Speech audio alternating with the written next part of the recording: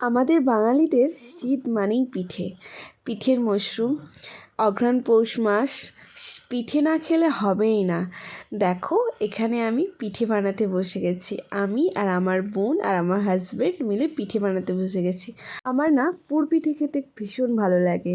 কার কার পুর পিঠে খেতে ভীষণ ভালো লাগে আমাকে অবশ্যই জানাবে কমেন্টে। না আমি হয়তো রান্না করে তোমাদের পুর পিঠে করে খাওয়াতে পারবো না, তোমরা করে খেয়ে নিও, কারণ আমি পুর পিঠে বানাতে জানি না। এটা আমার ফার্স্ট টাইম। আমি ফার্স্ট টাইম ট্রাই করছি যে পুর পিঠে কেমন বানাতে হয়। আসলে এর আগে মা কাকিমাদের দেখেছি যে কীভাবে পিঠে বানায়, আমার শাশুড়ি মাও পিঠে বানিয়েছে দেখেছি। তো সে দেখে দেখেই শেখা। আর কোনো জিনিস ট্রাই করলে হবে না এমন কোনো জিনিস নেই। দেখো এখানে আমরা পিঠে কী বানাবো আমি আর আমার বোন মিলে হাসি শুরু করে দিয়েছি। মানে আমার হাজব্যান্ড ওদিক দিয়ে ভিডিও বানাচ্ছে আর আমাদের হাসাচ্ছে। মানে আমাদের পেট ব্যথা হয়ে গেছে, এত হাসছি। সত্যি কথা বলতে আমরা পিঠে বানাতে পারদর্শী নয়, মানে দেখে দেখেই শেখা। এখানে দেখো পিঠে অনেকে অনেক রকমের বানিয়েছে। আমার হাজব্যান্ড পিঠে বানিয়েছে, দেখো কীরকম মুঠো করে দিয়েছে, পুর দিয়ে মুঠো করে দিয়েছে। এটা নিয়ে আমরা বেশি হাসাহাসি করছিলাম। যাই হোক, পিঠে তো হয়েছে, সে যেমনই হোক।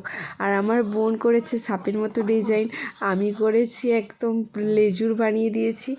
তিনজন তিন রকমের পিঠে বানিয়েছি, তো এটা নিয়ে একটু হাসাহাসি হচ্ছিল আর কি। যাই হোক, খেতে ভালো হলেই হবে। সত্যি কথা বলতে যখন পিঠেগুলো কমপ্লিট হয়ে গিয়েছিল, পিঠেগুলো সত্যি খেতে ভালো হয়েছিল, নরম হয়েছিল আর খেতে অসাধারণ হয়েছিল। আমাদের কাছে অসাধারণ হয়েছিল, কারণ আমরা বানিয়েছি না তাই।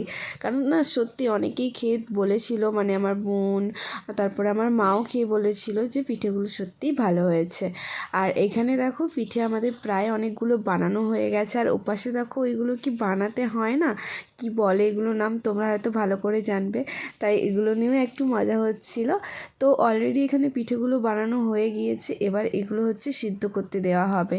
তো এটা না আমি জানি না যে কিভাবে করতে হয়, মানে আমাদের সেই যে ফুটো ফুটো জামগুলো না আছে, বাট কে আর পারতে যাবে। তো এখানে দেখো আমার শাশুড়ি মা এইভাবে পিঠে করে, তাই আমার হাজব্যান্ড দেখে দেখে শিখে নিয়েছে যে ওর মা কীভাবে করে। তো ও বলেছে কোনো সমস্যা নেই, আমি ওটা হেল্প করে দেবো তোমাদের।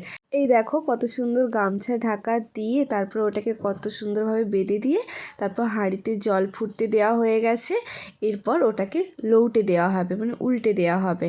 এরপর ওটা 10 থেকে 15 মিনিট রাখা হবে, তারপরে দেখবে হয়ে যাবে, সেদ্ধ হয়ে যাবে। মানে সত্যি কথা বলতে এটা আমার ফার্স্ট টাইম, আমি কখনো এইভাবে পিঠে বানাইনি। তো ভাবলাম দেখি একটু ট্রাই করেই দেখি হয় কি না। এই জন্য আমরা না অনেক কম করে পিঠে নিয়েছিলাম। এই দেখো আমাদের পিঠে হয়েই গেছে, কিন্তু গরম, প্রচুর গরম ছিল। এই দেখো, আর এখানে না যে পিঠেগুলো ভেঙে গিয়েছে সেই পিঠেগুলো আলাদা করে রেখেছি, মানে একটু নরম হয়ে গেছিলো, অনেকক্ষণ রাখা হয়ে গেছিলো না, ওই জন্য। এবার আমি পিঠে বানাতে শিখে গিয়েছি। এবার আমি প্রতি বছর পিঠে বানাবো আর তোমাদেরকে শেয়ার করব যে আমি কিভাবে পিঠে বানিয়েছি।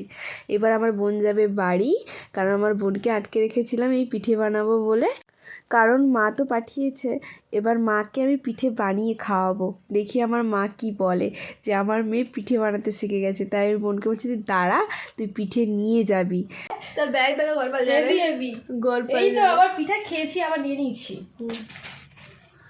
ঠিক আছে, মাকে গিয়ে খাওয়াবো। কাকে খাওয়াবে? টাটা, মাকে গিয়ে খাওয়াবো। ওই পিঠাটা নিয়ে যাচ্ছি দিদির ঘর থেকে। Tata, bye. চলো হয়েছে।